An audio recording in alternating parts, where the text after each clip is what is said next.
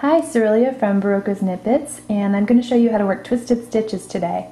We use these often, and I just want to show you the method that we use around the office, and it's Nora's favorite method. She's known for doing a lot of cabled and twisted stitch patterns that are highly textured. Twisted stitches are similar to cables. You're knitting stitches out of order, but instead of using a cable needle to get the stitches out of the way, you're actually working them out of order on the needle. So, and you're twisting them in the process, and you're only working with a couple of stitches at a time.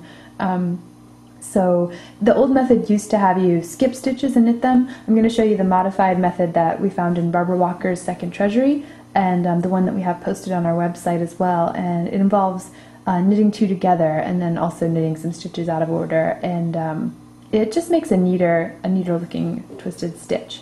So I'm going to start with the modified right twist. I've just knit to a place in my swatch where I want to make a twisted stitch. I'm going to knit two together, and I'm not going to take these stitches off the needle. I'm actually going to take the right hand needle and insert it again into the first needle, and I'm going to knit those both together, and now I'm going to slip both of those off.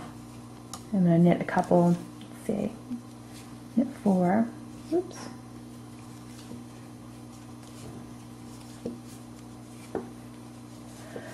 And I'm going to do a left twist. So I'm going to take my right hand needle behind the left hand needle, and I'm going to knit the second stitch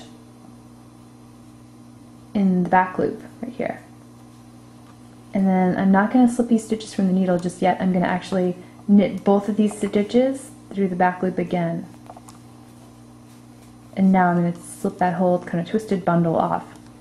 And now I'm going to knit to the end of my row.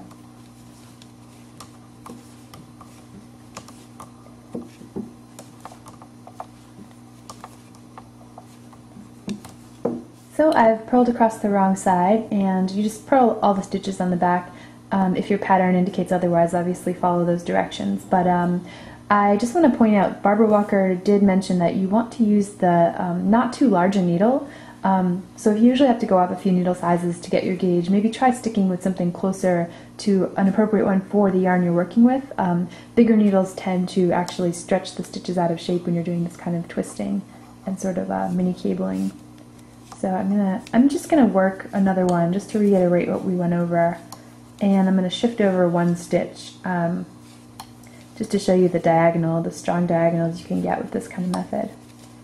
So there's my previous one right there, and I'm gonna work another right twist by knitting these two stitches together, and I'm gonna leave this on the left hand needle, take my right hand needle and knit that first stitch again. It takes a bit of maneuvering, but it's not too hard. And I'm going to continue working over to the other side and do the mirror image.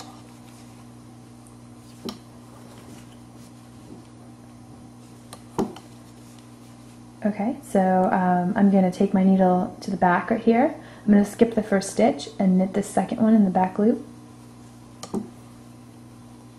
And without slipping anything off the needle just yet, I'm going to knit both of these together through the back loops.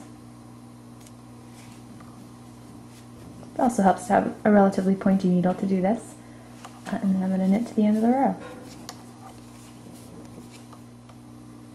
So I've worked a few more rows. I've just shifted the twisted stitch over by one stitch every time so that it could really show off the directional lines that you get from a twisted stitch. There are lots and lots of possibilities. To me, this sort of looks like a micro cable, or it just looks like something's been carved if you have lots of intricate twisted stitches working. It's a really beautiful look, and it's really fun to work. It's not fussy. It's definitely a way to add some oomph to your knitting. So.